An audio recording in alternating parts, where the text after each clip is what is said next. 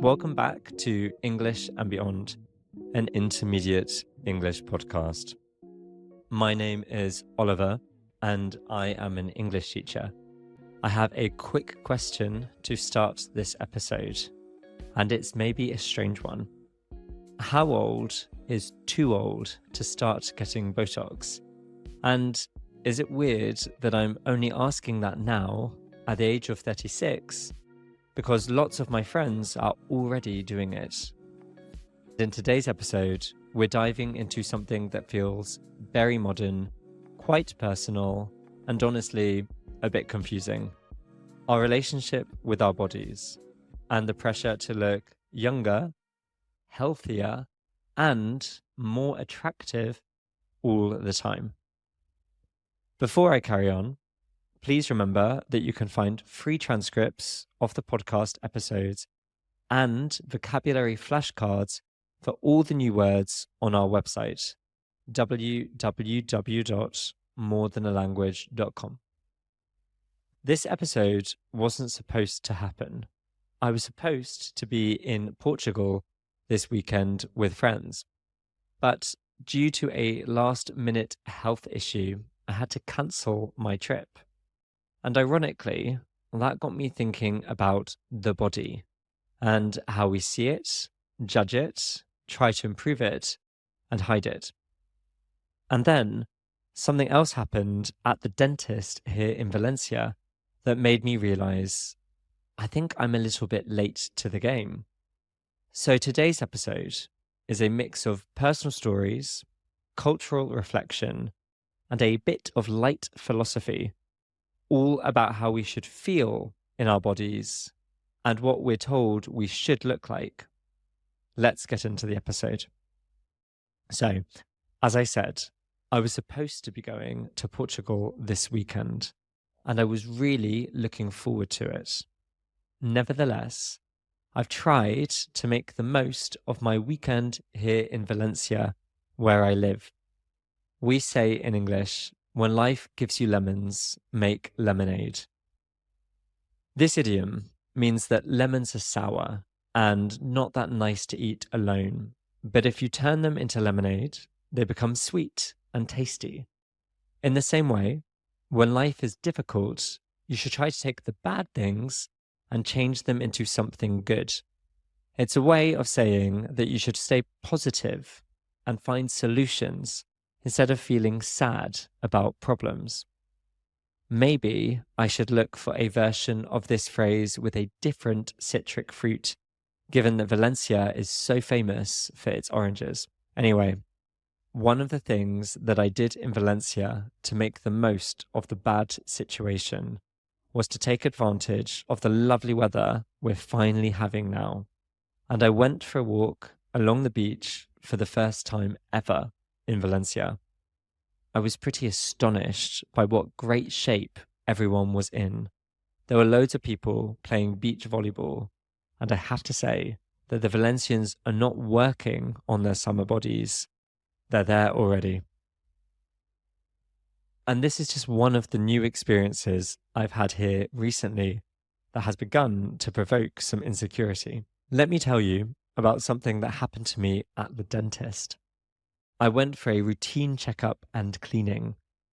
As I was sitting in the waiting room, I was idly watching their TV screen as they flicked through all the services they offered.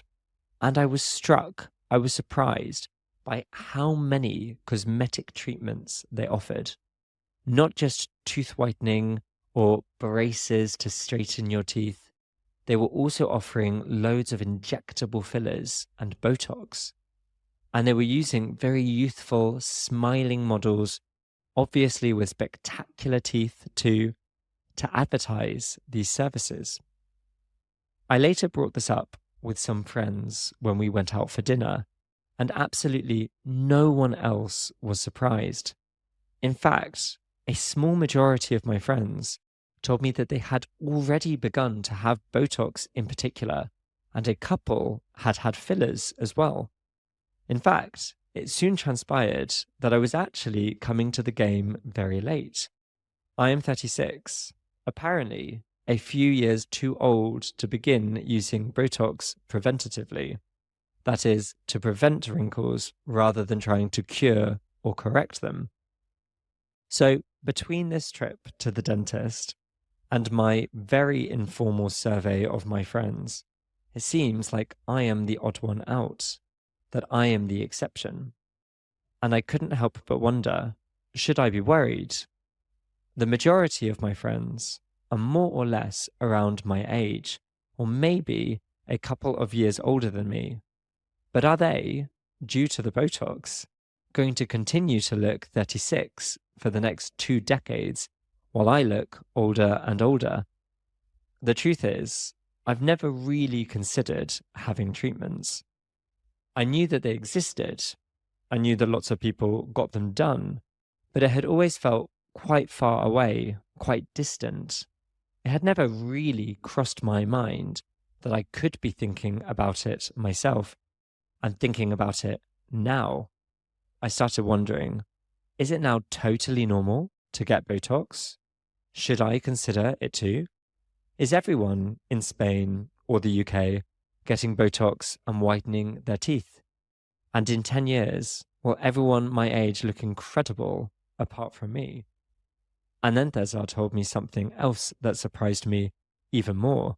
To my shock, even camels are getting Botox. He told me about a story from a few years ago where 43 camels were disqualified from a beauty contest in Saudi Arabia because their owners had injected them with Botox to create droopy lips and more aesthetically pleasing humps. I mean, what on earth is going on? Here's an expression to describe this kind of madness that seems to surround us. You can say, I can't believe my eyes, or I can't believe my ears, when you see or hear something that is so surprising, so crazy, that it just can't be true, surely. Anyway, of course, the dentist is certainly not to blame for these trends. They're just doing their job, recommending treatments that are common nowadays and popular with their clients. On a side note, I guess we could probably blame the camel beauticians. That doesn't seem very fair or very necessary. But anyway, these kinds of aesthetic treatments, which used to be exclusive to the rich and famous, have now become accessible to us, the general public. The cult of the body seems limitless, and society today appears obsessed with appearance. But is this really a modern problem, or has it always been this way? In reality, beauty standards have existed throughout history. In prehistoric times, full-figured women were often seen as symbols of fertility and abundance, as reflected in ancient figurines like the Venus of Willendorf. In ancient Greece, the ideal centered on balance, harmony, and proportion, both in art and the human body. In medieval England, a rounded forehead was sometimes fashionable, with women even plucking their hairlines to make their foreheads look higher, as well as small breasts, a slim figure, and delicate hands. The body was idealized as modest and restrained, rather than overtly sexual. And in more recent decades, beauty ideals have shifted frequently, from curvy hourglass figures to ultra-thin silhouettes, from pale complexions to tanned skin. These trends often reflect changing cultural values, economic conditions, and media influence. Today, beauty standards are still very present, but there's one major difference that makes body obsession more intense than ever, and may explain why these standards seem to change so drastically, so extremely, but so quickly. We have never had our basic needs so well covered until now. This concept is best explained through Maslow's hierarchy of needs, a psychological theory that explains what drives human behavior. Maslow's pyramid has 5 levels. Number 1, basic needs. such as breathing, eating, and resting. Number 2, safety needs, job security, family stability. Number 3, social belonging, our relationships, our friendships, how we interact with others. Number 4, esteem needs, recognition and confidence. And number 5, self-actualization, personal growth and fulfillment. The cult of the body fits into levels 4 and 5. The need for recognition and self-worth. In modern society, with our basic needs covered, we can now focus more on appearance. We want to be attractive and slim and youthful for as long as possible. The marketing industry has capitalized on these needs with increasingly sophisticated strategies.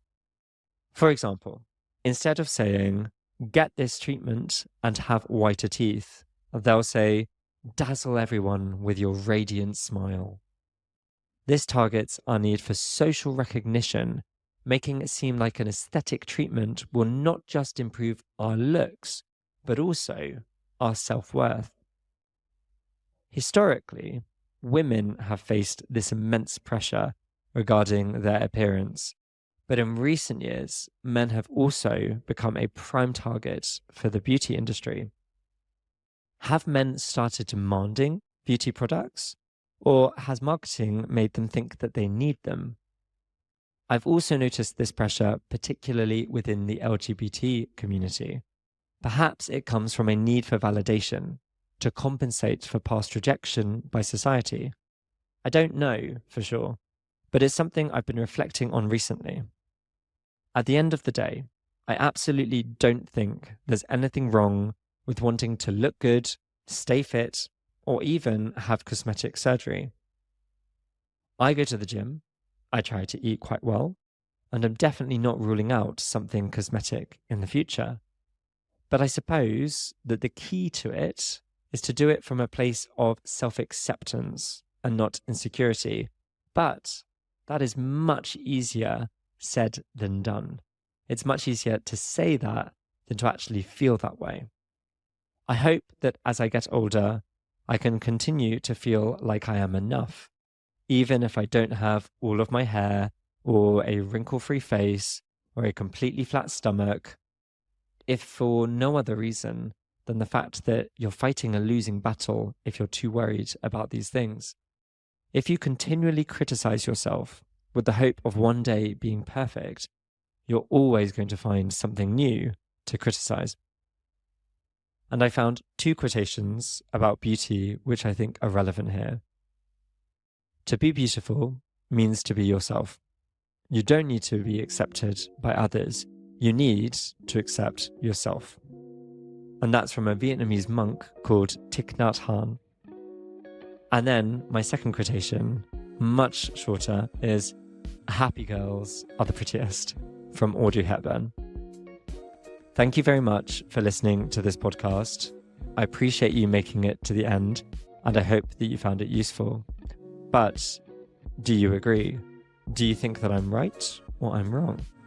Please don't forget to share your thoughts on Instagram, where you can find me at British English and Beyond, or on the website www.morethan a language.com. Goodbye, thank you, and see you next week.